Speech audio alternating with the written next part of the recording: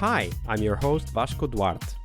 Welcome to the Scrum Master Toolbox podcast, where we share tips and tricks from Scrum Masters around the world.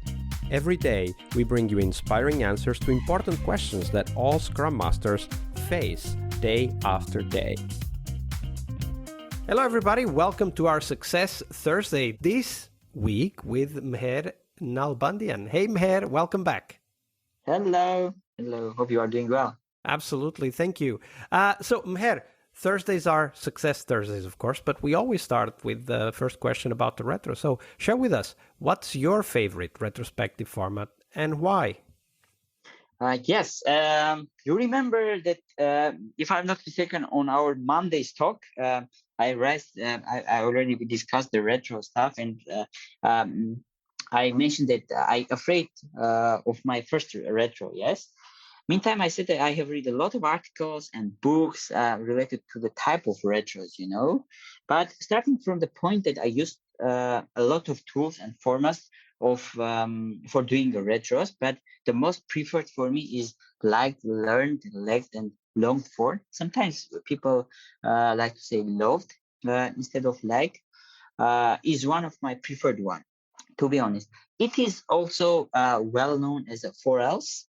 Maybe many Scrum Masters know about it. Okay, this is one of the most popular formats out there. One of the foundational, let's say, retrospective technique. You know why? Because it combines nuance and neutrality well. It brings, like broad spectrum of topics opportunities while never sharply associating any one topic with the heightened emotional state.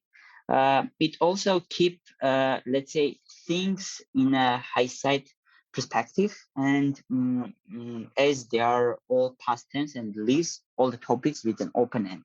So I would like to say that this is a good um, um, option, because let's say if you have 4 columns, you can easily discuss all the feelings, all the emotions you can have, and then starting from that point, you can discuss what do we do with new foundings. I mean, newfound knowledge. What we can do, you can bring it to the new sprint as a task. I don't know, and etc. But I also changing, always changing the formats. I also used to work like format like happy, confused, sad. This is also another format. What went well, what didn't go well. Glad, said Matt is also an option, and of course the famous one that everyone knows, the new people who the new in the Scrum start, stop, continue doing. This is the most famous one in the world, let's say, of the Scrum. But mine is 4Ls. Regarding to the tools, let me also speak about this one. So at the first period when I knew in the Scrum, I started doing a lot of research regarding to tools. I used to work with different online tools, giving a lot of possibilities, but the preferred one is called TeleRetro. You can just easily write teleretro.com, and why this one? I surely recommend everyone to use this tool. It is nice, first of all, one with a lot of cool features. Let's say there's a timer where you can easily check the time. For example, if you give 5 minutes for the team members to write items. Secondly, there is a place to put the music. You can turn on the music, and during the 5 minutes that people are using, you can choose. You can just put the YouTube link there, and everyone can enjoy it. And also, when you are going to the let's say platform and trying to create a retro board, after clicking on it, create a retro, in that page, you can see that there is a more than 10 or 12 options that you can easily choose which one. I mean, and then you can also choose the questions which you would like and easily create one. Uh, but here I would like to remark that each team should choose the format which is suitable for them. I mean, there is no requirement or there is no mandatory to do it only for the 4Ls. Or for now, I can say that I am working right now with the 3 teams. And we are using a Confluence because it's a team agreement. Let's say we are using a Confluence as a tool, and where we are raising topics, we vote for them, and we are starting to discuss them. Yeah. Absolutely. Well, thank you for that comprehensive overview. Now we turn our attention to Scrum Master success. So, Mher, share with us, what's success for Scrum Masters in your mind? To be honest, I was waiting to this question. This is a topic that I have been thinking about very long time. Especially at the first period, I was thinking, how should be a Scrum Master? How can I understand that I'm performing well or not? Let me start from the beginning. So, as I mentioned, at the first period when I was a Scrum Master, I needed to know that, and I start to talk with a lot of Scrum Master to find which is right to do and don't what I don't need to do for becoming a strong Scrum Master, and and it is a which kind of characters of successful outcome for my work should I have, so I collect all this feedback, let's say, and create my image of Scrum Master, let's start from this part. How do I define the success? My definition of success as a Scrum Master is when the team does need me. Many people are always asking me who is a Scrum Master and what is doing generally. And besides answering this question, I am giving an example. I'm always asking, if you have ever watched a game called curling, what is the idea of this game? It is a game played on ice by two teams of four players each, and in which a heavy disc, or you can say stone or ball, is slid toward to the target circle at the end of the ring, and players may sweep the ice before moving the disc to remove the ice blockers, let's say, or other foreign matters, and control the course or speed of the disc. So I'm always comparing, this game team to our Scrum team. And what I'm saying the person who are pushing the ball is a developer.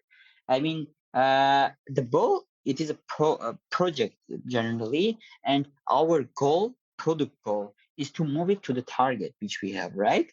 And the person who are sweeping, I mean, removing that blockers, let's say, in the ice for good control and speed, is a Scrum Master, and my feeling is that when I'm not in the team, when I'm on vacation or I'm another place, let's say, that time I think that team feel that let's say I need them, and they start to understand what the Scrum Master are doing.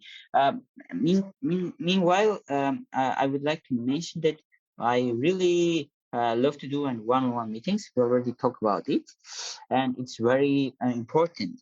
And one, I like to get a feedback from the team members, also as I can get the feedback from the organization level, but who is going to give me feedback on the team level, and when I was interviewed in one of the organization, engineering lead was surprised to know that I prefer to get feedback from the team members, and I said that these feedbacks helped me to become a more good Scrum Master. And meantime, I support the team to focus on the sprint goal, on the product goal, which I compare with that game, right? Yeah, absolutely. I think that's the image of the person who removes the obstacles, which is one of the most common attributes of the Scrum Master, is very important. But one of the things that you said, and using curling as the metaphor, which doesn't often get mentioned, is that Scrum Masters are there to remove obstacles, not just any obstacles, but those that prevent the team from reaching the target. Now, this sounds obvious, but I've worked with a lot of teams that don't have clear what their target is, right? And when we think about success for Scrum Masters, that I think that one of the things that you said from your example that we need to keep in mind is we need to have very clear what the target is. I mean, the team needs to have it clear, and we need to have it clear, right? And very often I find that even that kind of clarity is missing. So I really like the curling metaphor that you used, because it also highlights that, there's the expectation that both the team and the Scrum Master know what the target is, and they can constantly adapt the ice in order to reach it.